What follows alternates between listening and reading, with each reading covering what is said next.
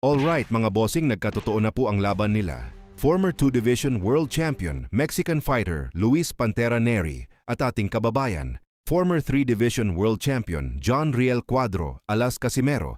Ito'y matapos kumpirmahin ng Cuadro Alas, It's My Boy Facebook page account at kinumpirma din yan ng Japanese promoter na si Koki Kameda. Paglalabanan nila Neri at Casimero, ang WBA Gold Super Bantamweight title 12 rounds bout po yan mga bossing sa April 18 sa bansang Kyrgyzstan. Kasalukuyang may edad si Casimero na 37.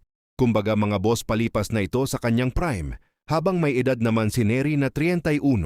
Kaya prime na prime ni Luis Neri mga boss. Kaya dapat 100% ang kondisyon ni Casimero sa April 18 dahil hindi basta-basta kalaban itong si Luis Neri. Bukod dyan may titulo silang paglalabanan kaya malamang maghahanda dyan ng todo si Luis Neri. Pagdating sa skills mga boss, mas lamang sa skills si Cuadro Alas at mas accurate kung bumitaw. Pagdating sa tibay ng panga at tibay ng bodega ay mas lamang pa rin dyan si Casimero. Pagdating naman sa palakasan, kung sumuntok halos hindi nagkakalayo ang dalawa. Pero pagdating sa paramihan ng suntok, mas marami kung bumitaw ng suntok itong si Luis Neri. Sa tingin ko mga boss, TKO or knockout, mananalo si Casimero kapag umabot naman sa kamay ng mga hurado.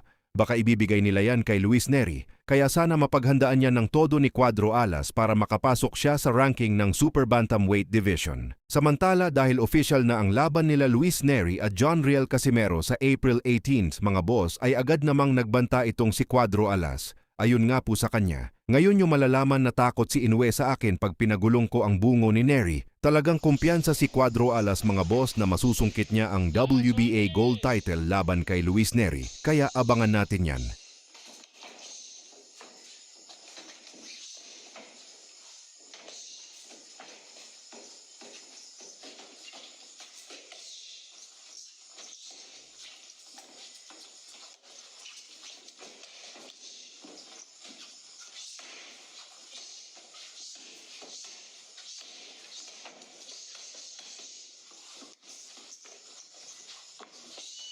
Last 30 seconds.